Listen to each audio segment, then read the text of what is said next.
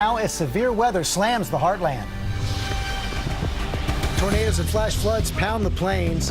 Holy smokes! At least 18 twisters reported, and more than half a foot of rain is causing flooding. The rescues right now, and the new alerts as we come on the air. Ginger Z and Rob Marciano in the storm zone. Breaking overnight, a new deadly plane crash in Alaska. The same company involved in that deadly collision last week that killed 6 tourists. The investigation right now. Overnight, President Trump unleashed on the trail, vowing to fight back against Congress after taking a major blow in court. A judge orders Trump's accountants to hand over his financial records. This as the president blocks his former top attorney from testifying on the Hill today. Great white warning. Just days before the summer season kicks off, report that this nearly 10-foot great white shark has been tracked to the Long Island Sound, just miles from New York City. Eiffel Tower scare. Thousands forced to evacuate as firefighters race to catch this man, caught on camera, scaling one of the most famous tourist attractions in the world. Jeopardy James's big return. Overnight, the champion taking home his 23rd win. Now he's just 10 games away from topping Ken Jennings. The new message from the biggest winner of all time, overnight. And Golden State now going for gold again. Overnight, the Warriors sweeping the Trailblazers in an overtime thriller. And the touching moment just after between the Curry brothers. And they stay there! Live in Times Square, this is Good Morning America. Michael, what do you mean you turned the game off when the Warriors were down at the half? I've been turning it off the last few times they were down at the half and wake up to a surprise. I know, but now we wake up to a possible dynasty. That's right. Big win last night for Steph and his Golden State Warriors, heading for their 5th consecutive finals. There he is with his brother. That's amazing, amazing feat. And the Curry brothers, you saw they're exchanging jerseys after the game, and Steph says he's going to hang Seth's jersey in his house. Nice. And it is a moment and something that he will never forget, which is really, really sweet. First time it happened, maybe not the last time. And parents can relax a little bit now. Yes, they can. We have a lot of news to get through this morning. We're going to begin with that weather in the heartland. 70 million Americans in the path of storms, tornadoes, powerful winds, and flash flooding. You have the team coverage this morning. Ginger's going to start us off in Oklahoma, where they're facing flash flood warnings. And good morning to you, Ginger. A lot going on there. Oh, good morning to you, Michael. This is a road behind me and supposed to be dry. Obviously not. We have been seeing flash flood emergencies dotting most of Oklahoma overnight. And I want to take a wider shot to give you perspective of how bad this is. This is a spillway between 2 lakes. You can see a boat that's right there. That is not supposed to be on the spillway. So much power with this water surrounding these big cities like Tulsa and Oklahoma City. We're just north of OKC. 2 to 3 inch per hour rainfall rates. And now schools are closed for a second day in a lot of places, but this time because of flash flooding. Blinding rain swallowing the heartland. In Tulsa, Oklahoma, walls of water cascading down this overpass. That's a lot of water. Rivers and creeks reaching record levels. Streets looking like raging rivers themselves. I've never seen flooding like this. It's all around my home. Up to 8 inches of rain forcing major flash flooding. And as tornado sirens rang out, firefighters pushing cars back to the shallower water. Rescuers using boats to help people escape from waist-high water. At least 20 high water rescues playing out in just this neighborhood. School buses in Collinsville surrounded. This man using a canoe to navigate the flooded streets. And in Wichita, Kansas, a car flipping over in the downpours. A pickup slamming into the median. And in Texas, the severe storms came with hail the size of baseballs. And we are far from done with this. So the flash flooding will keep going throughout the morning. These are training thunderstorms. They just keep rolling over the same area. I'll give you the full forecast and tell you where you're going to see more severe storms today. Robin, we'll get Michael? back to you. Yes, we'll get back to you in just a moment, Ginger. But we've got to go to Rob now, who's in Mangum, Oklahoma, one of the towns hit hard by twisters overnight. Good morning, Rob. Good morning, Robin. We were tracking a cell all afternoon that dropped a tornado, and that tornado heavily damaged this home behind me. There is debris all over this area, corrugated steel. Look at the full-size SUV. The windows completely blown out. These old-growth trees have been toppled, and around the corner of this house is the front porch. That's where the family was huddled, actually watching this tornado spin its way across the northern fringes of town until they realized they were about to get hit, and they had to duck inside. This morning, communities across the Plain States left reeling. This tornado ripping through Mangum, Oklahoma. Watch as it rips this barn to shreds. We gotta back up. Just across town, this home taking heavy damage by the same twister. This is the path of that tornado, the northern side of Mangum, hitting this beautiful 112-year-old home, blowing out the windows, ripping off the roof, and littering it with debris inside and pushing it off its foundation. The first reports of a tornado touching down around 4:07 in the afternoon near Paducah, Texas. Over the next few hours, more than a dozen reported across Oklahoma, Kansas, Texas, Arkansas, and Missouri. A massive stovepipe tornado sweeping through this field in Granite, Oklahoma. Our ABC affiliate chopper capturing twin tornadoes spinning just north of Oklahoma City. A few miles away, this dark funnel whipping up debris and a dust cloud along its path. Holy smokes! Just cross the road. Residents here shell-shocked. Everybody real fast. Glass and tin was coming through the hall. In your home? You know, we Yes, could feel in it the house. sucking stuff out, but we had no idea that it done this kind. Huddled inside the center of their home in the laundry room, and you saw the shock in their eyes when they came out and saw all the damage that this done. That couple, the Rogers, obviously very happy to be alive, and we're happy to report 0 fatalities from this really explosive event. In that case, Robin, it could have been a lot worse, but as we know, with the flooding and the severe weather today, it's not over. No, it is not over, and we're thinking of all those impacted by these storms. So let's go back now to Ginger for the latest on where that storm is heading and when. Ginger. Oh, Robin, we are still feeling it here just north of Oklahoma City, but the heaviest rain is now moving to the east, and it's moving slowly. That means it could do more flash flood danger and disaster as it moves. So watch out this morning if you're in southeastern Kansas, Missouri, even into Illinois, where flash flood alerts are up this morning. Eastern Iowa will feel it too. This is an area that's been tortured this late winter and spring by all the snow melt plus all the water. On top of it, you have to look for damaging winds in excess of 70 miles per hour, much of Missouri, Illinois, and Arkansas, down to Little Rock, in this severe risk today. George? Okay, Ginger, thanks very much. We're going to get the latest now on the showdowns between President Trump, Congress, and the courts.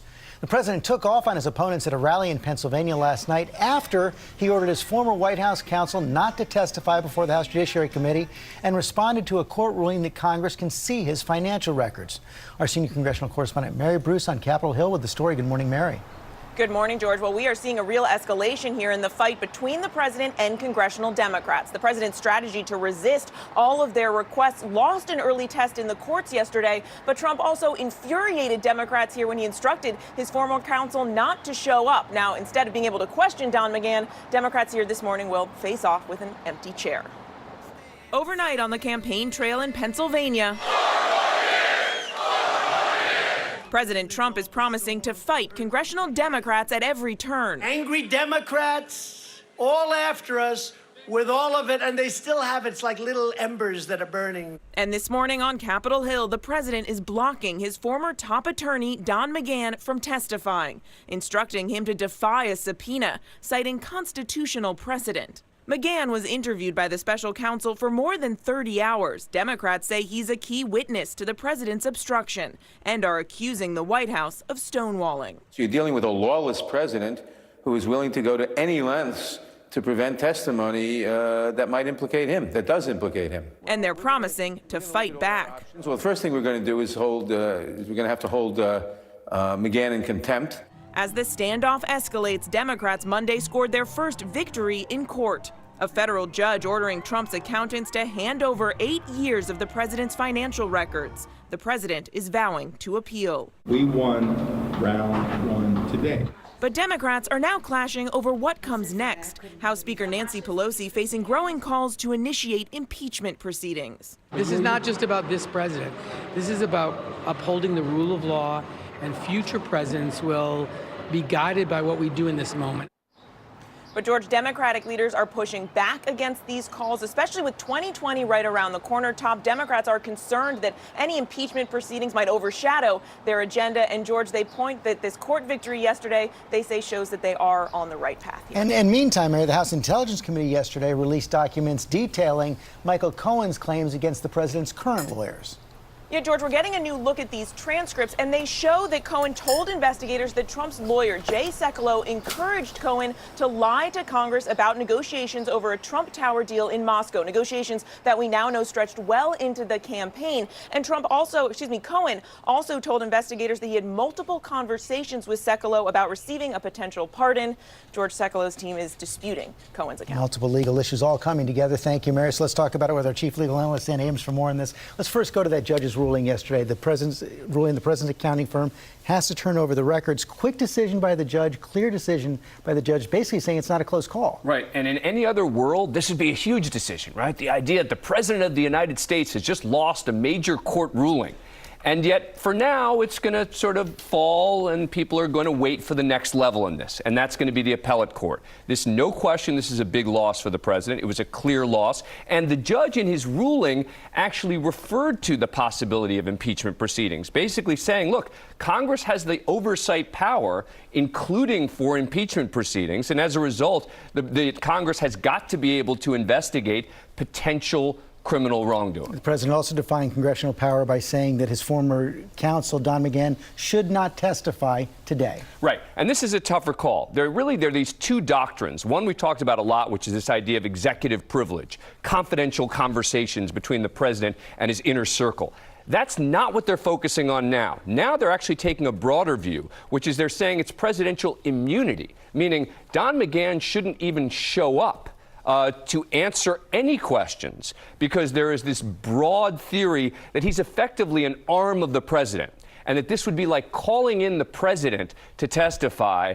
This one's a closer call, both on the issue of executive privilege and on the issue of presidential immunity. Call, but in all these cases, it appears that the Congress goes into these fights with a stronger legal hand in the courts, which has led a lot of people to say what's really going on here is the president is trying to run out the clock. Well, yeah, because every time there's a district court ruling, they're still going to wait for an appeal before they implement that, right? So you get a district court ruling and people say, aha, so they're going to turn over the documents. No.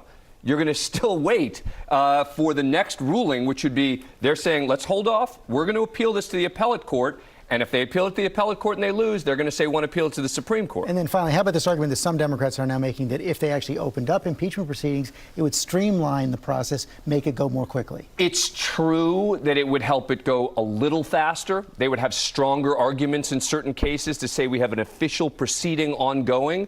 But this now becomes a sort of balancing of the political price versus the legal advantage. And the legal advantage is relatively small in adding impeachment proceedings. It's there, it's real, but you have to factor in politics. And for now, Nancy Pelosi thinks that the political argument absolutely weighs against that. Dan Abrams, thanks very much. All right, George, now that breaking news overnight, another deadly float plane crash in Alaska. 2 people killed, and this comes just a week after those 2 tourist planes collided, killing 6 people.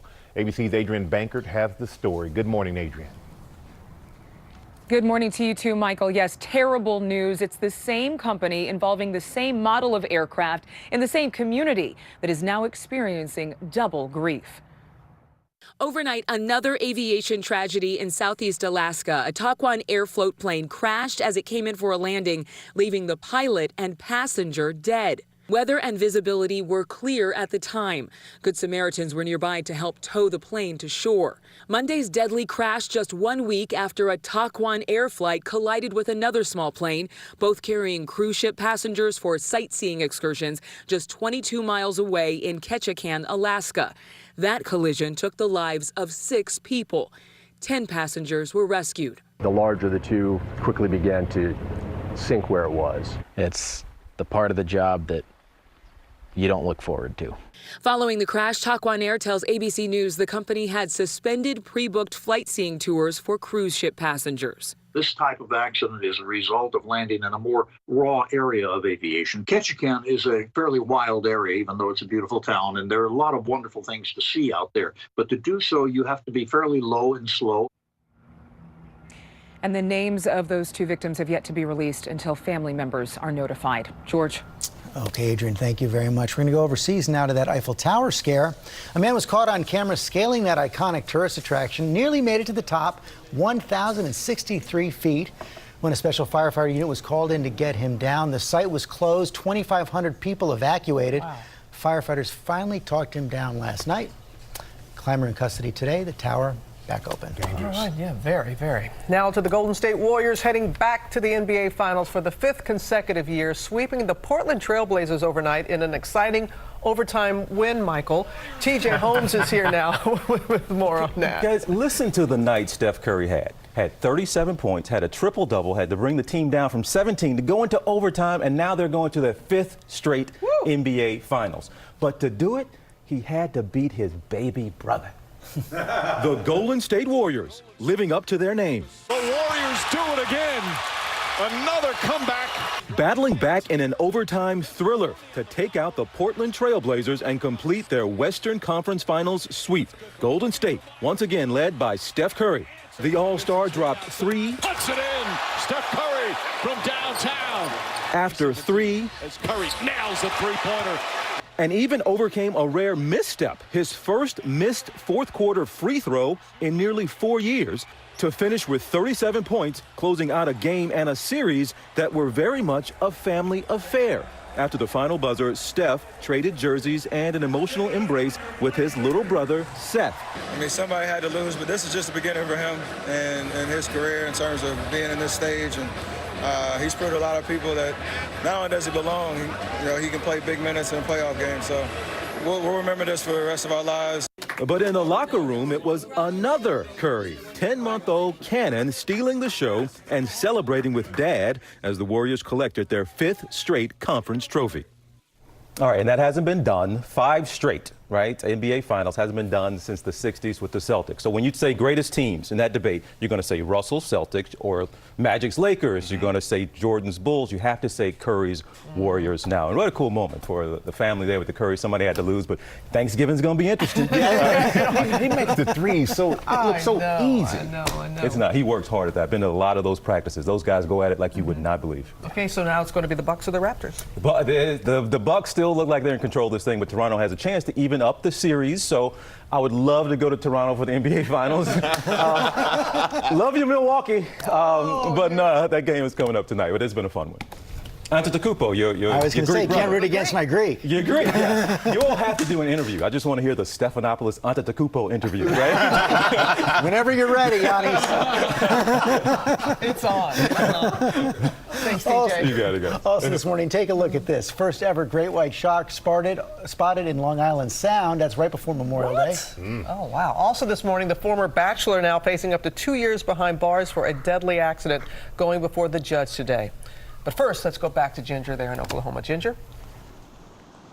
Hey, Robin, as we are getting soaked here in the plains, can you imagine this being frozen precipitation? Well, all you got to do is go to Colorado because Interstate 70 shut down for a time west of Denver because of all the snow. Denver itself got about 3 inches of snow. There were accidents. These images coming to you from Interstate 25, those cars turning around there. Average last date of snow is somewhere about April 22nd, so we're about a month past that. But Denver's seen snow all the way to June 2nd in the record books. Now, how much rain will still fall from Kansas City over to parts of Illinois? You're going to want to watch for some of those pockets to reach up to 6 inches. All right, all of this brought to you for your Tuesday trivia and Amazon Prime wardrobe. Let's get a check a little closer to home.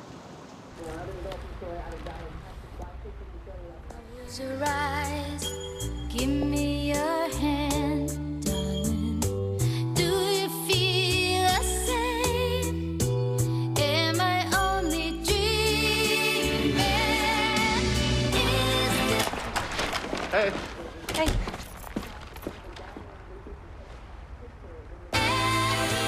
Try before you buy with Prime Wardrobe. Make plans to get out on this fantastic Tuesday. It will feel very nice with low humidity. Temperatures starting out in the upper 50s to lower 60s. Will hit the mid 60s by lunchtime today. Maybe get the run-in or a long walk at the park. 72 degrees during the afternoon hours. Tomorrow is still feeling nice. We're up to 77. And then the heat will build by the end of the week. We'll track a few isolated showers and thunderstorms on Thursday with another chance coming on Monday, mainly during the afternoon. But a hot, humid Memorial Day weekend. TJ. It'll be taken care of tomorrow. Everybody has TJ. I like it. Thanks. George, what do you say? See this? I'll be right back. With moderate to severe Crohn's disease, I was there. Just not always with